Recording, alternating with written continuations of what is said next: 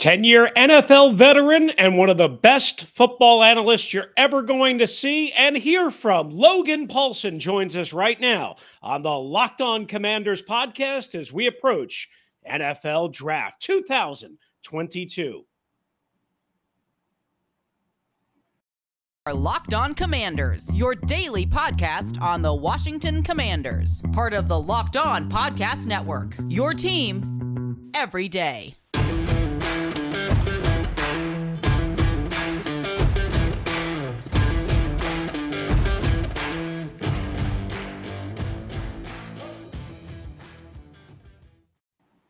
All right, and Commanders fans, we welcome you aboard, one and all, right here as we close in on the NFL Draft. Welcome to the Locked On Commanders podcast, part of the Locked On Podcast Network, your team each and every day, your daily podcast on the Washington Commanders. I'm Chris Russell, one half of the Russell and Medhurst Show, which can be found on the Team 980 and the Audacy app Monday through Friday from 3 to 7 with Pete Medhurst. As well, you can, of course, find this podcast always on the Audacy app. David Harrison, who covers the Washington Commanders for SI's Fan Nation, is out for this episode. Locked On Commanders is free and available on all platforms, including YouTube. And we're on Twitter at DHarrison82 for David, at RussellMania621 for me, at LO Commanders. Once again, we thank you for making us your first listen and watch of the day. We are presented by Blue Nile. This Mother's Day, give mom something she'll treasure forever with fine jewelry from BlueNile.com.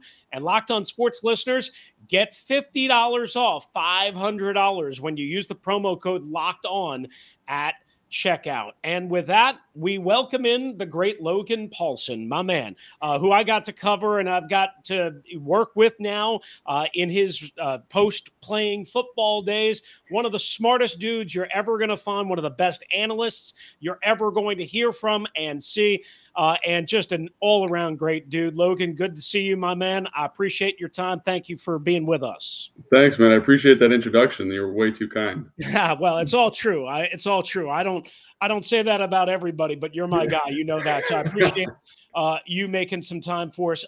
So let's start with this. You recently, I think it was last week, and it's posted on the Commander social media, YouTube, Twitter, and all that on their website. You spent 15-minute sit-down interview with Ron Rivera, which not many people get to do, if any, a week before the draft. I thought it was a fascinating interview, which I told you afterwards when I saw it, because you asked some layered, nuanced questions that I was happy to hear. Maybe because I'm always looking for something different, and I thought you did a really good job kind of digging into the non-obvious stuff. What did you walk away from that 15 or so minutes with Ron? Was there a big picture takeaway that you had? Yeah, I think it's just that everyone has a little different process from everyone around the league, and I think that's what makes this year's draft so interesting, not only for Washington, but for the rest of the NFL, is because, like, you talk to Ron, you can tell just based on different conversational points that he values certain things in prospects. And then when I talk to guys that I know around the league, they don't value those same things. So their boards are going to look different just based on how they approach the evaluation process, right? And, Ron is always talking about, he had some really interesting insight about, watching 2-minute. That's a little unusual. Like, I don't do that because, like, I feel like you want to see the player at their best. But I thought that was kind of a revealing nugget from him about what he's looking for, the type of grit, type of competitor that you got to find. But yeah, it's just everyone's got a little different wrinkle to the process, and it leads to different evaluations. And you hope that, because not only is it different for him, but he mentioned that they've got scouts, they've got coaches, and how the coaches come into the evaluation process later than the scouts do, and how everyone kind of has to aggregate their opinions and argue, and they're arguing all the way up until draft night, which was, kind of mind-boggling. I thought you'd have your big board laid out and you just kind of say, oh, right, this guy's available, this is who we're picking, but that's not how it works. And I think it just shows the subjective nature of the draft. And again, just everybody's a little different, and that's why it's an inexact science. You played for Mike Shanahan. You came here under that regime. You played for many other great NFL head coaches.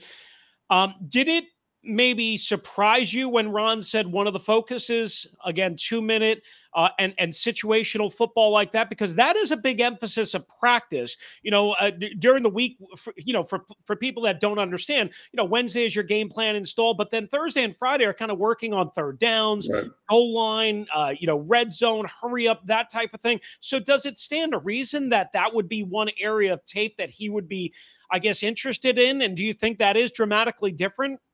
Well, it's interesting, I think, because you're trying to get a sense of the player as a talent evaluator, right? And so I find the best way to do that is just to like watch the film, right? And I find that those situations in some ways make it challenging to evaluate the player because of the variables that Ron discussed in the interview. They're tired, they're stressed, it's a high pressure situation. But when you're trying to find any distinguishing factor, the character that an athlete shows in those situations, I think, is important. It's something that I hadn't really considered. So like in the interview, I'm surprised that he gives that as an answer because like I didn't even think about it, right? Because I just want to get like the best, clearest view of who this kid is as a person. But again, when you're trying to make these big investments in the first round, kind of isolating on certain things, like character is one of the main things. So how a guy presents himself in the interview might not necessarily be how it shows up in 2 minutes. When he's stressed, when he's tired, is he still running full speed? Prior to the interview, he talked a lot about like at Pro Day, how they just watch how guys run around the field. Like, do they want to be first in line? How's their conditioning? How's their energy? Are they high-fiving people? And like, that's interesting too, that those things are part of the data collection that help you make these decisions. And sometimes it feels like there's too much. But again, when you're making these big investments, when you're making investments in the future of your organization, future of the franchise, like every little bit of information matters. So was I a little surprised by that? Yes. But when you're kind of splitting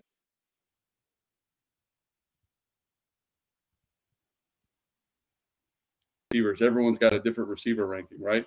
For me, Jameson Winston, Jameson Williams from Alabama is my number one receiver. And the thing that differentiated it was just because he blocked better than everybody else. And he's got big play speed, right? And that's a little thing to a lot of people. But again, when you're looking for separators and how you're going to rank these guys, little things become big things, and they kind of help flush out that evaluation.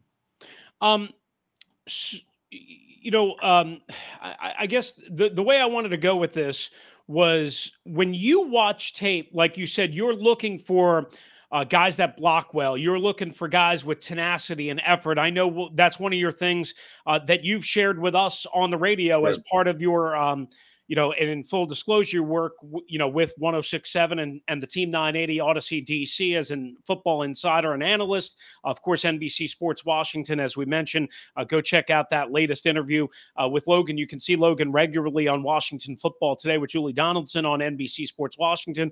One of the things you look for, again, is the effort, the hard work. And it seems like those are the little nuances that have become more important in today's game. Do we overrate that as opposed to talent, pure talent, which can make up for some of that? That's a fantastic question. That's like an age-old question. Like I've had conversations with guys, I kind of evaluated, even before this, I would evaluate the top 15 tight ends. And then I talked to all my buddies about, around the league, what they thought and how my ranking compared. And one of the things that always came up is like sometimes the rankings were different just because I valued certain things differently. And one of the best talent evaluators that I've ever talked to, he told me that if the guy does not love football and he does not do the little things required of the position, kind of the dirty work of the position, then you have to question how much he actually loves football. Mm-hmm. And then that leads to more questions. You go talk to the coaching staff. Are you coaching this? Are you allowing this? How is he outside? And so to me, the blocking specifically for wide receiver, the finish for an offensive lineman, the finish for a defensive lineman, how does a linebacker take on blocks?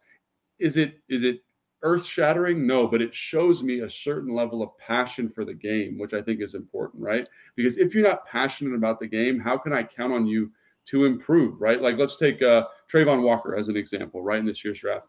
One of the most physically freaky guys in the entire draft, but there's a long line of physically freaky guys who didn't have a high passion for football and didn't pan out. So for him especially, like finding things on the film that support his love of football and his idea that he's going to improve is super critical, right? So like Ike Ekwonu is another great example. There's no question in my mind that guy's going to be at least a solid pro because of how he finishes runs, because the football is important to him. He's technically sound.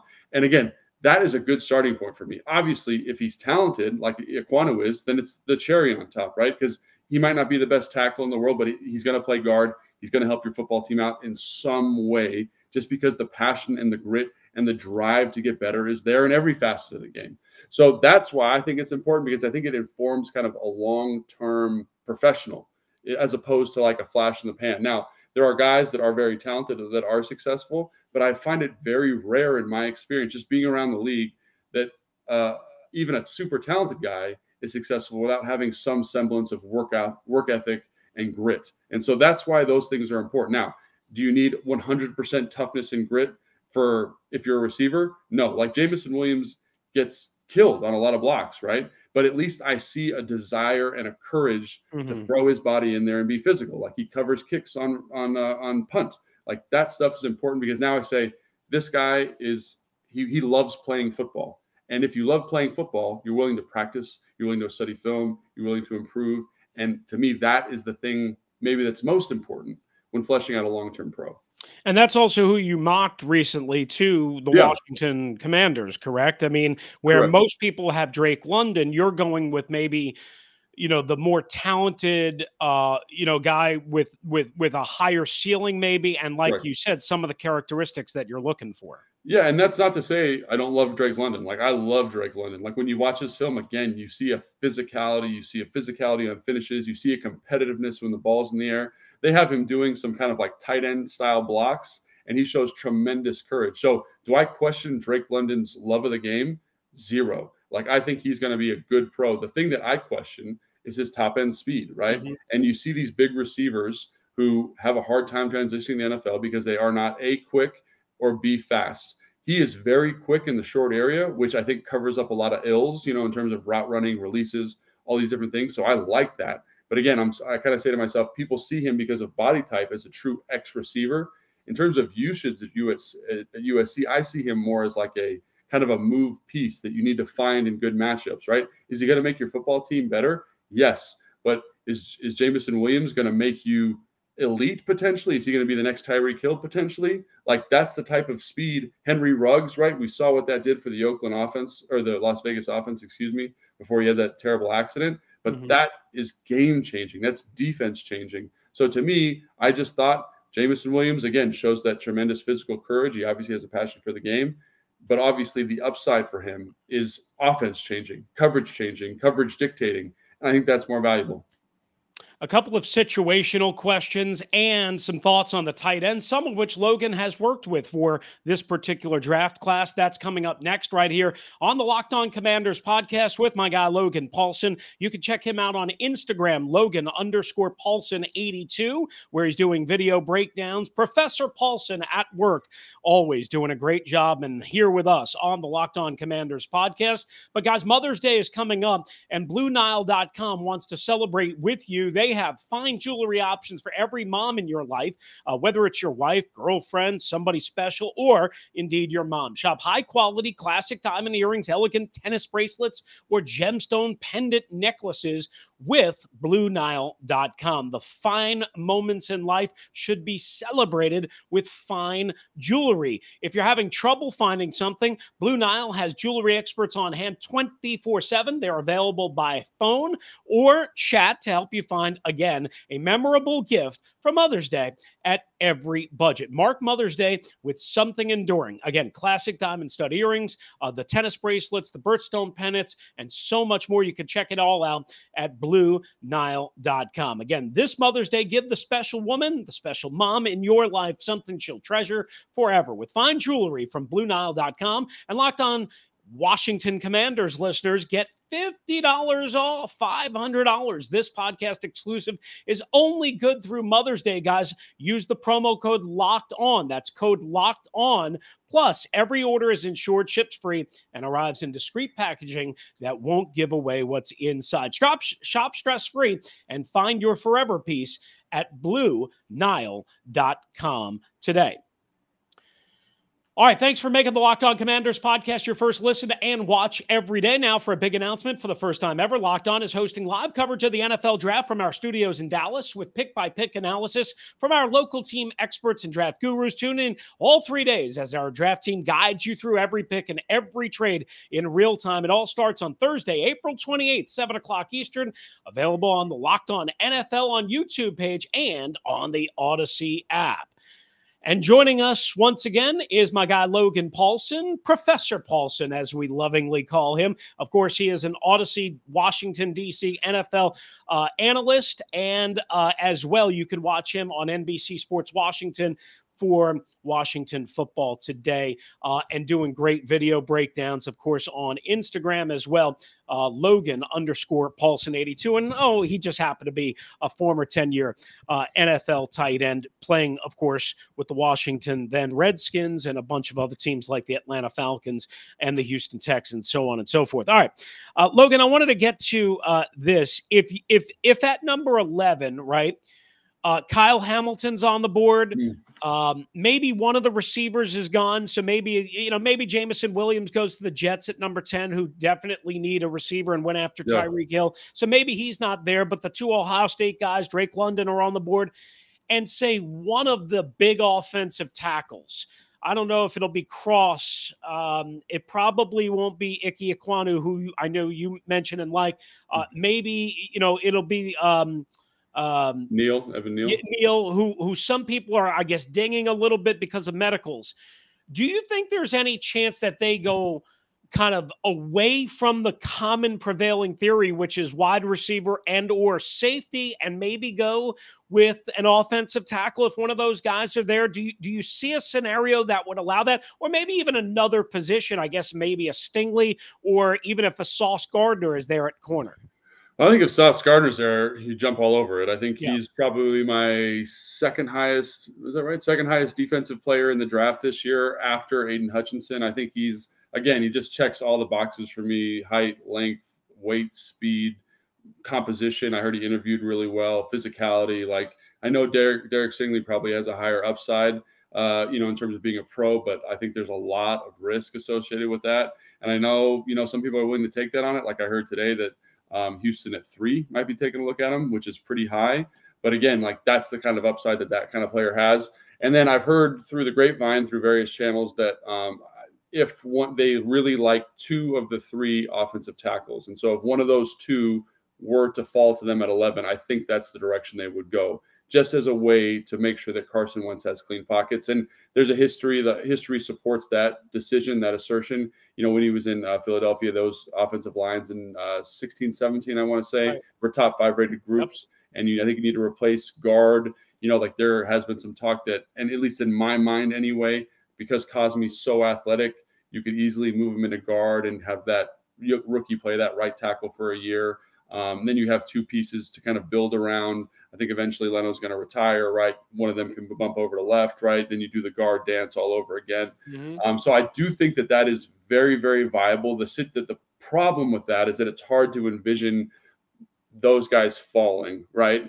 Out of the top, just because the other draft positions, like let's just talk about it. If Derek Stingley goes at 3, that's one way to bump him down, because then Ekwonu gets bumped to 5 with New York, right? Then New York is they've got their tackle taken care of. That means they don't need to pick at 7.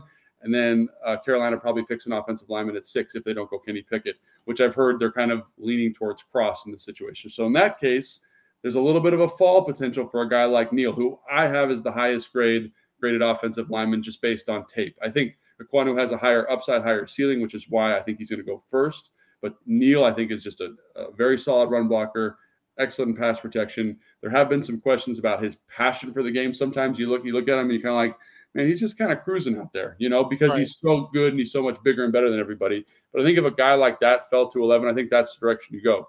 You mentioned Kyle Hamilton. I think Kyle Hamilton's a very good football player, but he fits a very hyper-specific niche in this defense. I don't think he's this game-changing, revolutionary defensive player. I see a version of Cam Chancellor. So, right, he's not going to be outstanding in man-to-man coverage. He's not going to play close safety. He is kind of a more athletic, more twitched up version of Landon Collins, with maybe better instincts at this point.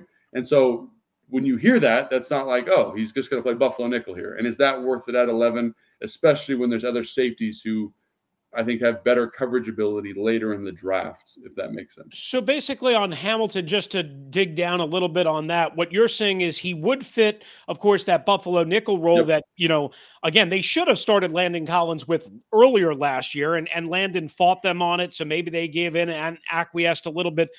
But it certainly was where he was the most productive. But Hamilton, like if you're thinking, hey, you know what, I'm going to take this guy at 11 because I think he can be my Buffalo nickel. I think he can play my two deep safeties if I want to play that. But can he play that pencil eraser, single high center field safety spot and rotate over far sideline to far sideline, in your opinion, with the lack of timed speed at least? So again, before the combine, I watched this tape, kind of getting ready for actually your show on 980. And one of the things that came out to me was like, I'm like, how fast is this guy really? Because I was expecting Sean Taylor. That's what I was expecting. People were talking about him in that type of pantheon of player, right? And Sean Taylor, big, fast, physical, right? And he was all over the football field. And I was expecting that. But when you watch Kyle Hamilton, at least in my opinion, again, this is not a commentary on him as a football player, but I don't think he's got the ability to run. Like his foot, he's not super twitched up as a runner. And so it definitely impacts his ability to cover grass. He's not great in man-to-man coverage. Like he's a version of Cam Chancellor. He's like kind of a linebacker safety hybrid mix there. And there's nothing wrong with that, but that's a very specific role. So I think if people were to say, I think they need to manage expectations is what I say, right? Like he's going to fit a role. He's going to play it really well. He's going to be all over the field as a Buffalo nickel. But if you ask him to play post safety, I think he's going to struggle. Like on film, when you watch him, like he has a hard time with angles in pursuit. Again, I think a little bit of it's his speed. He anticipates well, you can see it, but he can't close the grass the same way. So again, would I love it if he was there? Yes. And would I be happy if they picked him? Yes. But I think fans need to understand he's going to fit something very specific in this defense. Will the defense be better? Yes. But don't expect him to be revolutionary, life-changing. He's going to be a solid, good contributor type player who could potentially get a Pro Bowl kind of in this hybrid linebacker safety role. All right, Logan Paulsen is with us. One more segment. We will wrap up. I want to ask a couple of things about what Ron Rivera talked about on Monday and get Logan's thoughts on that. Good stuff here. Again, make sure you're following him on Instagram, Logan_Paulsen82. Watch him on NBC Sports Washington as well. Listen to him on Audacy Washington, D.C. on the Team 980 and 106.7 The Fan. More with Logan in just a sec. But guys, it is Chris Russell here for our friends at Built Bar and Built Bar Puffs. If you're missing out on the Built Bar Puffs, they are awesome. The first ever protein-infused marshmallow. Logan's a guy who eats really, really, really healthy. I'm not, but I love my Built Bars, and I'm sure you are going to love Built Bars and Built Bar Puffs as well. So many great flavors. They're always coming out with new and different, unique, exciting flavors, and they're all around 130, 140 calories, 4 grams of sugar, 4 net carbs, 17 grams of protein, so you could use it as a meal replacement, a post-workout treat, or a late-night dessert. Go to Built.com right now. Use the promo code LOCKED15 and get 15% off your order by using the promo code LOCKED15 for 15% off at Built.com. All right, we finish up with Logan Paulsen here. Logan, so Ron said on Monday two things that struck me. He said in the past, he's only looked at like the top 100, and he expanded it to the top 150 this year. He also said he started way earlier, like about a month earlier. Normally, he would start the draft process right before the combine. He said he started it in mid to late January. Does any of that kind of surprise you in any way that he felt that need? Maybe is that him saying pressure, or is that just him saying, hey, you know what I was doing in the years past with some of the same people around me just wasn't good enough? Yeah, so I think that's one way to read it. I didn't even think about that. To me, my mind, when he said that, I was like, oh, the reason he's doing that is because this is one of the deepest, most dense drafts I've ever seen.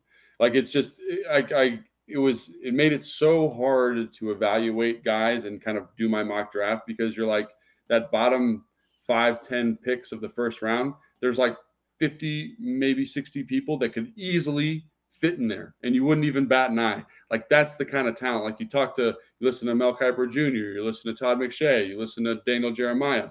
All they are talking about is they have guys who are graded in the first round like 60 deep, which is unheard of, right? Usually you're having a hard time fitting those guys in the first round. Like, you're saying, oh, I've got 15 guys with the first round grade. The rest of these guys are maybe second round picks, right?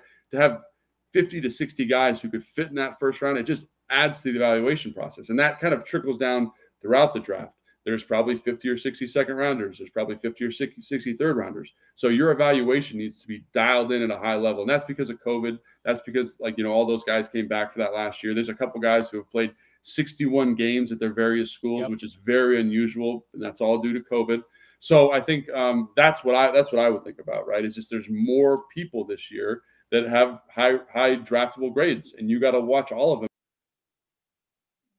Make your best assessment. And maybe it's pressure, maybe it's whatever, but to me, it's more of a reflection of this year's draft and how absolutely dense it is. That makes sense. Absolutely. And you're right. There's a lot of guys that, and you've talked about this, and again, just illustrated it. You could find starters, and Martin Mayhew mentioned it on Monday as well. You could find starters deep into the fourth round in this particular draft. Before I forget, because I already teased this, you've worked with some of the tight ends in this group. Of course, you're a former longtime NFL tight end. What do you like about this group? And if you can share what, some of the guys that you've worked with, and of course you're a UCLA guy. So I know Dolcich is one of those guys, if I'm saying his name, right, that has jumped out. Tell us a little bit about the class and what you like about this group. So I think this is kind of interesting year because there's not like a true number one. Kind of feels like a little bit like the quarterback class. It's deep, but it's not necessarily like at the high cream of the crop guys. Obviously, Trey McBride from Colorado State is kind of the guy this year. Everyone thought he was going to run slow at his pro day. He ran a 4.5, mid 4.5, which is really fast. I don't necessarily see that on tape, but I think he's good in line. He's physical when the ball's in the air. He tracks the ball well, so he feels very safe. Greg Dolcich at UCLA is a guy that I got to work with. Great kid, very smart, wants to be a great football player. More of a receiver build, super twitched up. Is going to need to do some growing as a run blocker, but probably because he's like a mismatch piece will probably be a second-round selection as well. And then you need guys like Jelani Woods, who I worked with, who is one of my favorite guys in the whole draft this year, just because the physical measurables. Right. Great character. Obviously a little green, little raw at Virginia, but, wasn't coached up at a super high level, converted quarterback, a lot of potential there with him to kind of be something special, and that's why I think he gets pushed up a little bit, maybe gets in the second, although that would be a little rich. I think top of the third is probably more realistic for him. Charlie Cronar, the guy from Iowa State, again, very, very smart dude, 4.0 GPA coming out of Iowa State. Engineering major kind of guy, very analytical, big 34.5-inch arms. That's tackle length arms. I think he's better in the pass game than people think because he's a little stiff. Shows some nice blocking willingness, but needs to grow in that area. But again, that's a good value pick. He'll be a starter probably in the NFL as a Y type body. So he'll play 55% of the snaps for you, depending on your offensive structure. The kid from Ohio State is solid, just a solid football player, blocks well. I think he moves better as a passer than people give him credit for.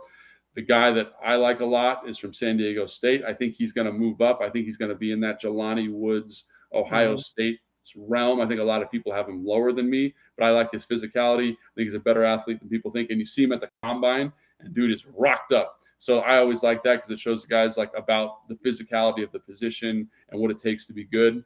And then, guys like Isaiah Likely, I don't love because he's this tremendous athlete, but he didn't measure and test very well, which is always a big red flag to me. So I think he slides down. He might be a late fourth or early fifth round type of pick.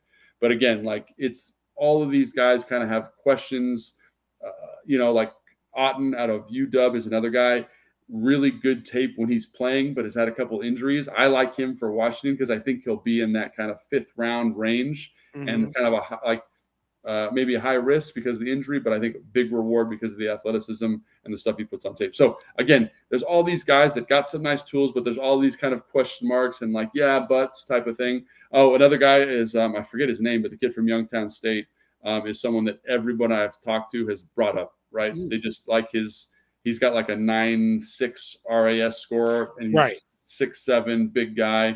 And he was walking around the facility the other day, and I saw him, and I was like, literally like, holy cow, like, what planet did you come from? So obviously, guys like that are really exciting. But again, because of the level of competition, probably around in that fifth round range. So keep an eye on that. Oh, interesting. And remember, John Bates was a fourth-round pick last year, and Sammis Reyes, of course, they're still developing. But with Logan Thomas coming off of the ACL, and again, you never know with injuries and development, you got to have more and more bodies and a new tight ends coach. That's something to keep in mind with Juan Castillo replacing Pete Hainer. So he may want to put his stamp on that particular position, get one guy that he really likes. So I think that's a really good breakdown of the tight end group. Listen, I have 1,000 other questions for you. Unfortunately, I got to keep this, kind of wrapped up. And I know you're a busy man. I so appreciate you. You've always been good to me, and I love talking ball with you. I could do it for hours and hours and hours, but I appreciate your time. And thank you so much for doing this. Again, I can't thank you enough. Chris, thanks so much, man. It's always a pleasure talking to the Rooster, man. Always a pleasure. That's my guy, Logan Paulson. Let me say goodbye to our audience here. Logan, before you step aside, we want to thank you guys for making the Locked On Commanders podcast your first listen and watch of the day. Come on back for the next episode. David will be back. He will be solo, and then we'll be back together, of course, for the NFL Draft. Now make your second listen and watch the Locked On NFL Draft podcast. Ryan Tracy, former NFL cornerback Eric Crocker. They bring the NFL Draft to life each and every day with insight and analysis on college football prospects and NFL front offices. It's free and available wherever you get your podcasts. You want to hop in? It's 301-615-3577 or LockedOnWashingtonCommanders@gmail.com. For David Harrison, who's covering the Washington Commanders for SI.com's Fan Nation, and for Logan Paulson, our special guest, I'm Chris Russell, and after the Russell and Medhurst Show on the Team 980, we'll be back right here on the Locked On Commanders podcast.